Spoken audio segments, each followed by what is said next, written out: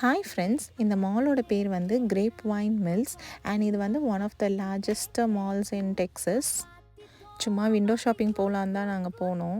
ஆனால் செம்ம க்ரௌடு, ஏன்னா இங்கே வந்து ஸ்ப்ரிங் பிரேக் போயிட்டுருக்கு. ஸோ மேக்ஸிமம் க்ரௌடு இருந்தாங்க. மெரிகோ ரவுண்டில் போகிறது அனிரிக்காவோட ஃபர்ஸ்ட் டைம். இது ஆக்சுவலி அவள் ரொம்ப என்ஜாய் பண்ணிகிட்டு இருந்தா. இங்கே மெயின் ஹைலைட்டே வந்துட்டு இந்த கிட்ஸ் கார்ட் தான்.